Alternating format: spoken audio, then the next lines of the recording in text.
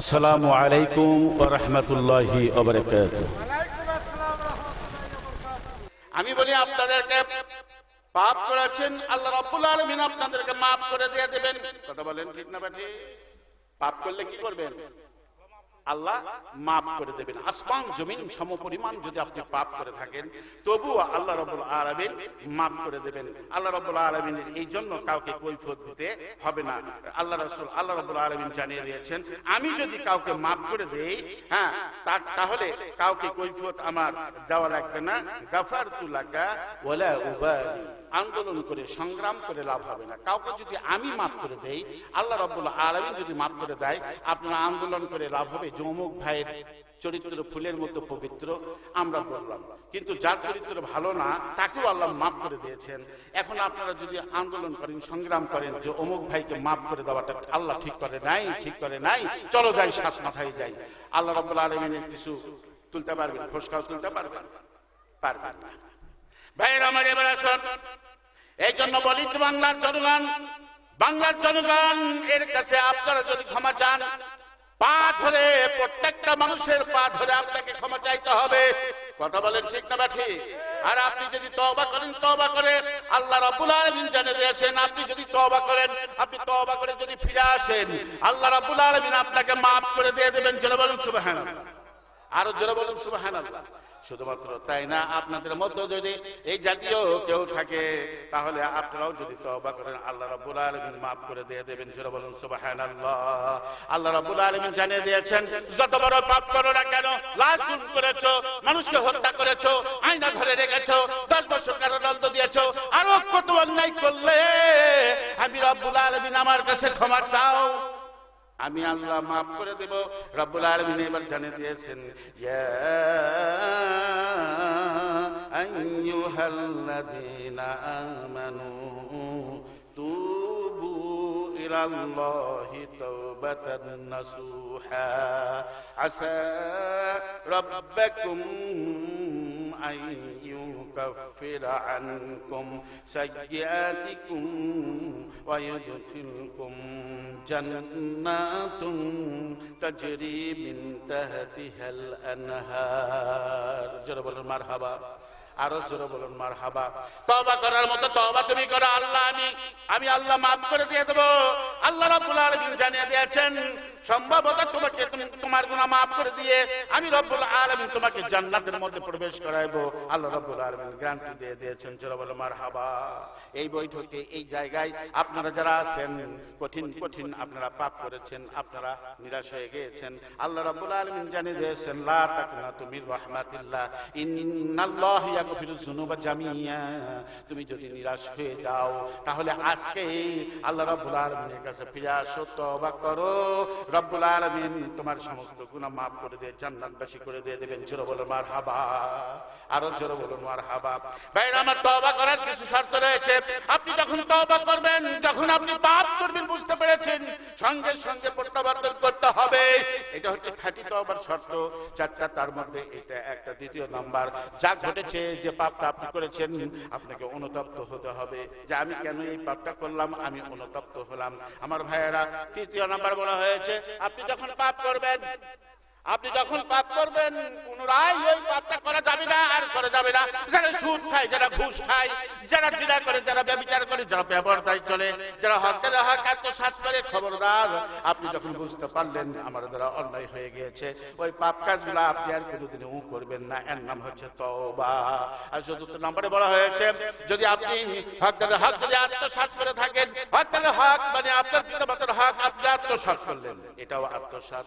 জমি জমা সংক্রান্ত আপনার ভাইয়ের জমি আপনি আত্মসাৎ করেছেন, আপনি মাঠপর্চার মধ্যে 2 শতক জমি আপনি বৃদ্ধি করে নিয়েছেন, টাকা ধার নিয়ে আর দেওয়ার কোনো খবর নাই, আপনার এলাকার মানুষের সঙ্গে আপনার ভালো আচরণ নাই, যখন আপনি চলাফেরা করেন, রাস্তা দিয়ে যাবার সময় আপনাকে সালাম দেওয়ার কথা, এক মুমিন আর এক মুমিনের উপরে 6টি হক রয়েছে, সে তো খুশালেন, তার মধ্যে সালাম দিতে হবে, কিন্তু আপনি সালাম দেন নাই। ওই কবে 2 বছর আগে, 1 বছর আগে, 3 বছর আগে মন ধরাধরি হয়েছে, যার কারণে ওই খুবই যখন তার সঙ্গে রাস্তার মধ্যে দেখা হয়, সালাম দেন না। কথা ঠিক না ঠিক? আর জোরে বলেন না কথা ঠিক তবে ঠিক। সালাম নাই, এই যে হকদারের হকটা নষ্ট করেছেন, এটাও হকদারের হক নষ্ট।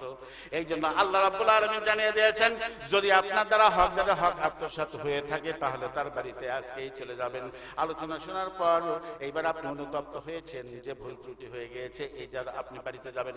বাড়িতে গিয়ে তাকে বলবেন, ভাই রে তোমার হক আমি আত্মসাৎ করেছি, এই যে এইটা আদায় করে দিয়ে দিলাম, 5 লক্ষ টাকা পাইতে এইটা দিয়ে দিলাম, 10 টাকা পাইতে এইটা দিয়ে দিলাম, 2 টাকা পাইতে এইটা দিয়ে দিলাম, তুমি আমাকে মাফ করে দিয়ে দাও। এরপর আল্লাহ রাব্বুল আলামিনের কাছে তওবা করবেন, আল্লাহ রাব্বুল আলামিন আপনার সকল গুনাহ মাফ করে দিয়ে দেবেন। জোরে বলুন সুবহানাল্লাহ।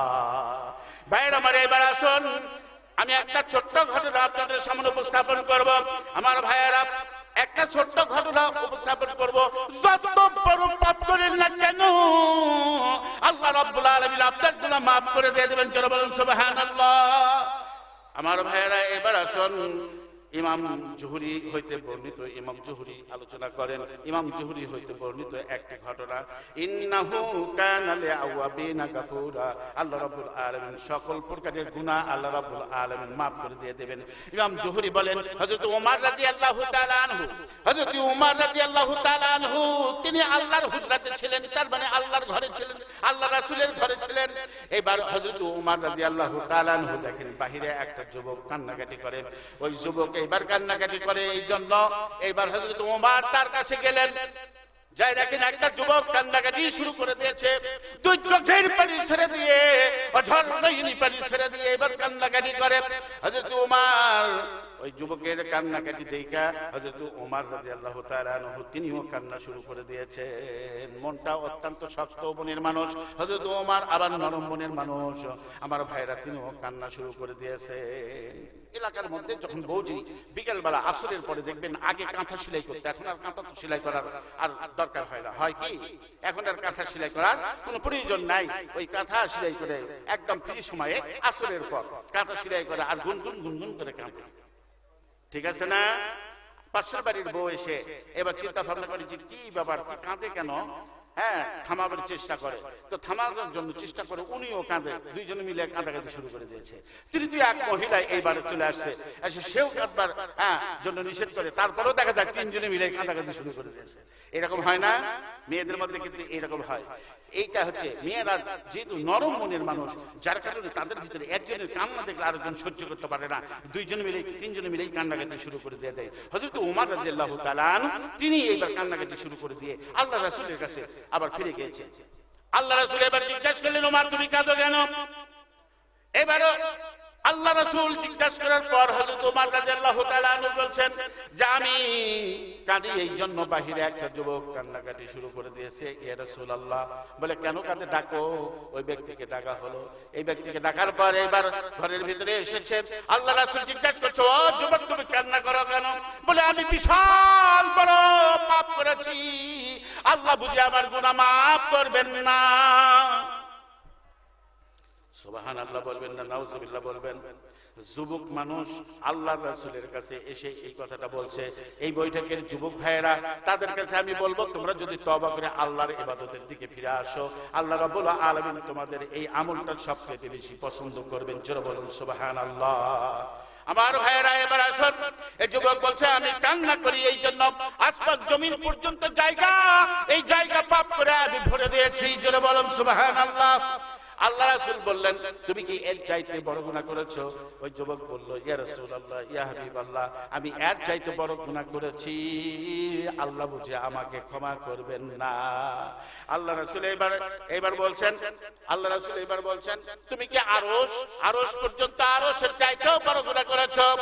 যুবক বলছেন, ইয়া রাসূলুল্লাহ, ইয়া হাবিবাল্লাহ, তার চাইতে আমি বড় গুনাহ করেছি, আরশের চাইতে আমি বড় গুনাহ করেছি। ইয়া রাসূলুল্লাহ, ইয়া হাবিবাল্লাহ, আরশের একটা ছোট্ট কথা বলি, সারা পৃথিবী যদি ভাঁজ করে নিয়ে আরশের মধ্যে রাখা হয়, আরশের মধ্যে যদি রাখা হয়, মরুভূমির মধ্যে, সাহারা মরুভূমির মধ্যে একটা সরিষার দানা ছেড়ে দিলে যেমন খুঁজে পাওয়া যাবে না, আল্লাহর আরশের মধ্যে যদি আপনি আসমান জমিনটা যদি ছেড়ে দেন, তাহলে আরশের মধ্যে এই পৃথিবী নামক জায়গাটা আরশের মধ্যে খুঁজে পাওয়া যাবে না। তাহলে আল্লাহর আরশটা বড় না ছোট? জোরে বলুন, কত বড়? বিশাল বড়, যার কোনো হিসাব নেই। এর চাইতেও বড় পাপ করেছি ইয়া রাসূলুল্লাহ, ইয়া হাবিবাল্লাহ, আল্লাহ বুঝি আল্লাহর বুঝি আমার গুনাহটা maaf করবেন না। আল্লাহ রাব্বুল আলামিন রাসূল এইবার বললেন, ও যুবক তুমি শোনো শোনো, তুমি কি আল্লাহ রাব্বুল আলামিন আর তার রহমতের চাইতে কি বড় পাপ করেছো? এবার যুবক বলল, ইয়া রাসূলুল্লাহ, ইয়া হাবিবাল্লাহ, আল্লাহ রাব্বুল আলামিনের চাইতে আর তার রহমতের চাইতে আমি বড় গুনাহ করি নাই। জোরে বলুন মারহাবা। আরে জোরে বলুন না, জোরে বলুন মারহাবা। তাহলে আল্লাহ এবং তার রহমতের চাইতে বড় গুনাহ আমি করি না। ভাইরা আমার, এবার আসুন আল্লাহ রাব্বুল আলামিনের রাসূল এবার জিজ্ঞাসা করেছিল, যুবক তুমি এইবার বলো বলো বলো দেখি তোমার কান্নার কারণটা কি? এইবার যুবক বলছে, ইয়া রাসূলুল্লাহ, ইয়া হাবিবাল্লাহ, আমি কাঁদি এই জন্য আজ থেকে 7 বছর পূর্বে থেকে আমি একটা কাজ করি 7 বছর পূর্বে থেকে যখন কোন লাশকে কবরস্থ করা হয়, মাটি দেওয়া হয়, যখন কোন লাশকে কবরস্থ করা হয়, মানুষ যখন বাড়িতে চলে যায়, রাত্রিবেলা আমি কবরস্থানে চলে যাই। রাত্রিবেলা আমি যখন কবরস্থানে চলে যাই, কবরস্থানে যাওয়ার পর ওই কবরটা খনন করি, কবরটা খনন করে ওই কাপড়টা আমি চুরি করে নিয়ে আসি। জোরে বলেন নাউজুবিল্লাহ, আরো জোরে বলেন নাউজুবিল্লাহ। আমি 7 বছর হয় এই কাজটা করে আসছি ইয়া রাসূলুল্লাহ, ইয়া হাবিবাল্লাহ। আমার ভাইয়েরা, বাংলাদেশে এর চাইতে বড় বড় চোর আছে। কাপড় চুরি করার মতো চোর তো আমাদের দেশে আছে, তারপরেও আমরা কত চুরি করি। সংসদ ভবন থেকে শুরু করে, আমরা সচিবালয় থেকে শুরু করে, ব্যাংক থেকে চুরি কইরা, তারপর যত প্রকারের অফিস আদালত আছে সবগুলো চুরি কইরা, শুধুমাত্র এর জাকাত ফিতরার টাকাই থাকলো না, আর কাপড়ের টাকাই থাকলো না, সকল প্রকারের টাকা পয়সা আমরা চুরি করেছি। যে কথা বলেন ঠিক না ব্যাঠি? একটা ছোট্ট গল্প করি, একটা ছোট্ট গল্প, সবাই বলে সংক্ষেপ, সময় সংক্ষেপ, ছোট্ট একটা গল্প। আমার ভাইয়েরা, দ্বিতীয় বক্তা চলে আসছে, পিছনে এই আলোচনাটা আপনাদের সামনে উপস্থাপন করার দরকার ছিল, কিন্তু সময়ের অভাবে হয়তো বা হবে না। আমার ভাইয়েরা, বাচ্চা হারুন আর রশিদ একটা বুড়িকে তার এলাকার মানুষের ধরে ফেলেছে, মাত্র 2টা রুটি চুরি করেছিল বিধায়। এবার বুড়ির বিচার হয়ে গিয়েছে। বুড়ির বিচার হলো কি, আসারিকু আসারিকাতু ফাক্তাউ আইদিয়াহুমা, চোর চুন্নি ধরা পড়লে হাত কেটে দাও। ফাইনাল আগামী কালকে বুড়ির হাত কাটা হবে। এইবার পরের দিন সকালবেলা রাজ দরবারে যখন বুড়িকে নিয়ে আসা হয়েছে, তখন এটা একটা হেকায়েত, এটা কিন্তু হাদিস না, এটা একটা হেকায়েত, একটা গল্প। দেখেন, ওই যিনি বিচার করেছেন তিনি সিংহাসনে বসে রয়েছেন, তিনি হারুন আর রশিদ।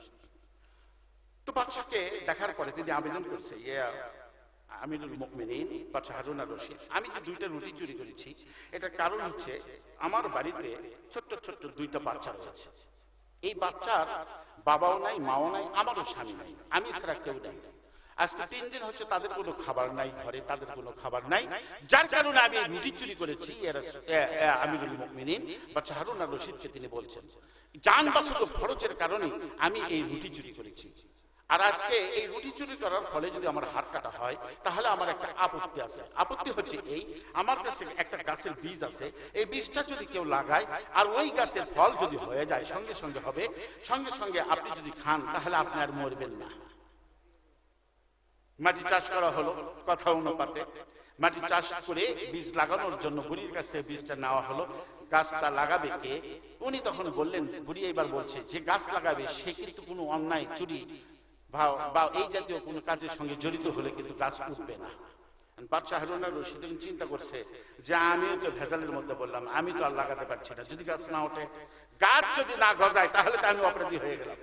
এইবার হারুন আর রশিদ চিন্তা ভাবনা করছে, এই প্রধানমন্ত্রী কই, আসো গাছ লাগাও। কয়, হুজুর আমিও পারবো না। অর্থমন্ত্রী কই, তুমি লাগাও। কয়, হুজুর আমিও তো পারবো না। শিক্ষামন্ত্রী কই, কয় আমিও তো পারবো না হুজুর, যদি গাছ না ওঠে।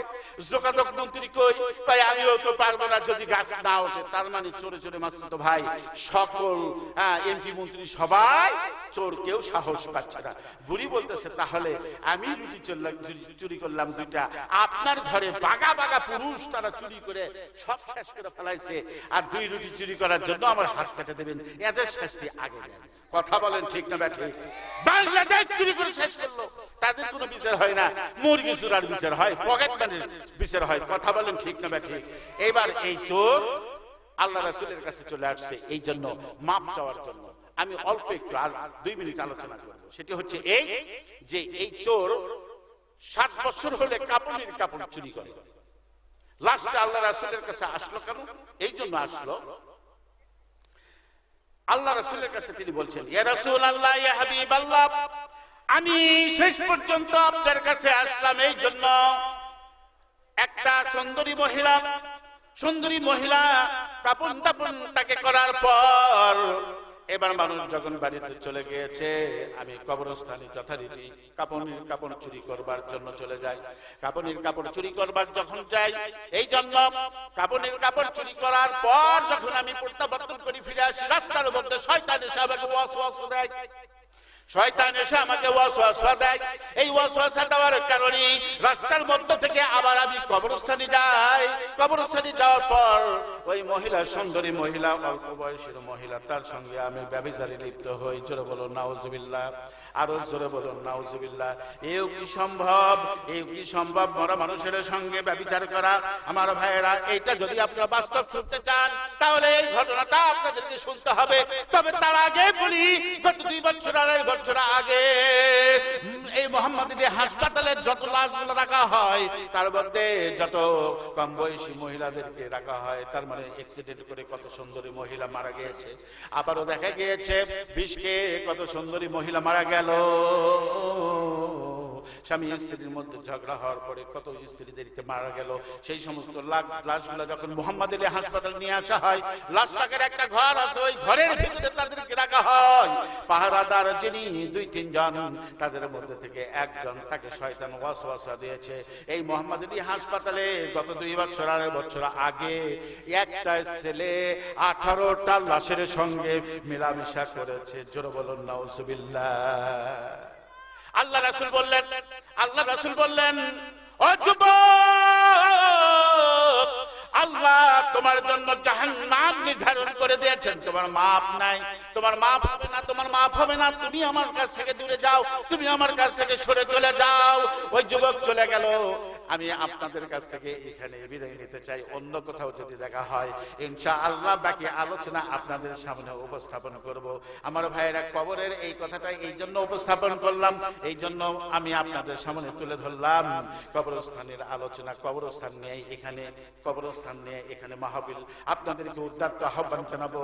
আমি আপনাদের কাছে আলোচনা করলাম, আপনারাও কবরস্থানের জন্য, উন্নয়নের জন্য পকেটে যা টাকা আছে সব দান খয়রাত করে যাবে। লিল্লাহে তাকবীর, লিল্লাহে তাকবীর, লিল্লাহে তাকবীর। আপনাদের কাছ থেকে দোয়া নিয়ে আপনারা আমার জন্য দোয়া করবেন।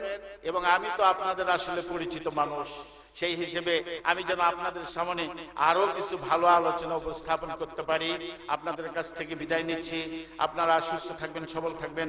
আল্লাহ রাব্বুল আলামিনের ইতাআত, রাসূলের ইতাআত, আল্লাহ রাব্বুল আলামিনের অনুসরণ, তার হাদিস কোরআন সঠিকভাবে মেনে আমরা যেন চলতে পারি, এই তৌফিক আল্লাহ রাব্বুল আলামিন আমাদেরকে দান করুন। আমরা জোরে বলি আল্লাহুম্মা আমিন। এই সবাক ব্যক্ত করে আমি আমার সংক্ষিপ্ত আলোচনা এখানে শেষ করলাম। আসসালামু আলাইকুম ওয়া রাহমাতুল্লাহি ওয়া বারাকাতুহু।